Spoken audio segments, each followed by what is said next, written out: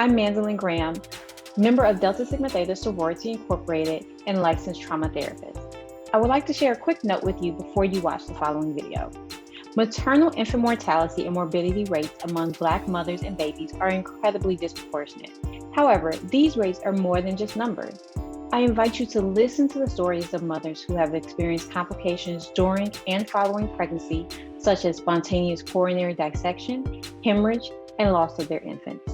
They will discuss not only these events, but also how the trauma of these tragedies impacted their mental health, as well as special notes they like to provide to other mothers and providers working with Black mothers. Thank you for taking the time to listen to their stories. Well, I had my first daughter pretty young, about like around 20. So I Mhm. had preeclampsia with her. So I got pregnant again, maybe I want to say I was like 23. Everything seemed to be fine. I went to all my appointments. I followed all my prenatal care the way I was supposed to. When I was about 37 weeks, I just started bleeding. Like the amount of blood is I can't even describe it. It just was like I was standing up and it just gushed out. So that was alarming to me. Me being young, a lot of the doctors were like, oh, you're young, you don't have any problems, you're fine. Um, so of course that was a very alarming experience. So that happened. Like I said, I was 37 weeks, got to the hospital. I had to deliver via emergency C-section. The baby, it was a girl. Her name was Cassidy. She started seizing really bad. So what they explained to me was the amount of seizure medication for her size was it like I guess it was like too much for her. So she was only alive for about 7 days on a ventilator. They pretty much told me she was a vegetable, and life for her pretty much wouldn't be anything at all had I continued to keep her living. So I decided to pull her off the ventilator. I got her cremated. So then I got pregnant again, maybe about 2 years later. I had another girl, and so about 33 weeks, same thing, blood. Um, this time it wasn't as bad, but I mean, it was pretty bloody. I didn't start hemorrhaging until I actually got to the hospital, which probably was a good thing because had it happened at home, it probably would have ended up a lot worse for me.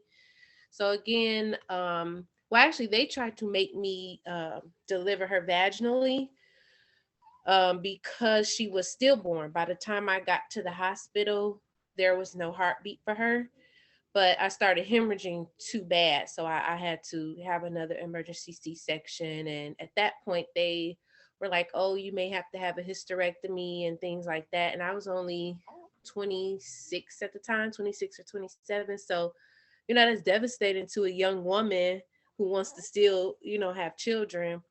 So that happened. And I ended up getting pregnant again, and I found a new doctor, and I was able to deliver twice. So I ended up having two babies after those experiences. Thank you for sharing that. I can't imagine what that must have been like for you to live it once and then live the, And again, such a yes. similar experience again. Um, Thank you for sharing that. You mentioned finding a new provider. Were there times where you had concerns that you felt weren't addressed with your original provider? Honestly, yes. And I had been a patient of hers for so long. I thought we had that relationship. But again, I think it was the age thing. In her mind, it was, oh, you're young. You can't have, these issues. So honestly, no. And then, especially with it happening again, I would have thought certain things maybe would have been addressed, or she would have tried to take a closer look at, what was happening or what was going on. But other than that, that was the only issues that I felt should have been addressed. I don't really feel like I had enough time to grieve because people kept trying to say, oh, it happens. You'll be okay. You have to be strong for the daughter you have. Um, and then like the second time go around, it was worse. I want to say at that point I fell into depression. The first time go around, I really didn't feel depressed, But the second time go around, I did because I was beating myself up, thinking that it was something that I did. Um, because again, I went back to the same doctor, so I felt as though she should have dug a little deeper to see the cause of what happened the first time. So I think the second time go around, mentally, it like I would be in my room for weeks at a time in the dark. And at the time, my oldest daughter was like six, 5 or 6, 4, 4, 5, 6, somewhere around there. So I really couldn't give her the happy mom that she deserved because I was, still in the state of why me, why. So it took a really big toll, especially the second time for me.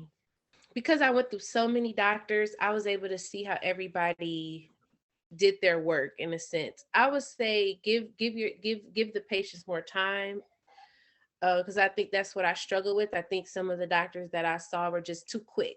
They weren't really like the listening ear that I needed. And I think that's where us patients that's where we lack communication because we feel as though we're not being heard. And I think that was my main problem.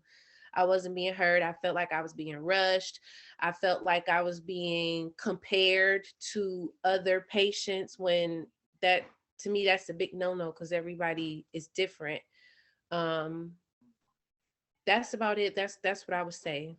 Just, hear us out. Do your own research. I did so much research, so much reading, so I asked so many questions. um that's what I would say. I think a lot of us, because I have a lot of friends honestly that have been through the same thing, and when they see that I did this, went through the same thing, because I would post about it and things like that, they will always inbox me and say, well, how did you do it? And I would just tell them the same thing, like keep faith, do your research, don't limit yourself, open your mind, because there's help out here. You can get the help that you need. If you or a loved one has had a similar traumatic experience to those shared by the mothers in these videos, please consider their advice and seek resources such as support groups or grief therapy. It can make a world of difference. Again, thank you for listening to them share their story.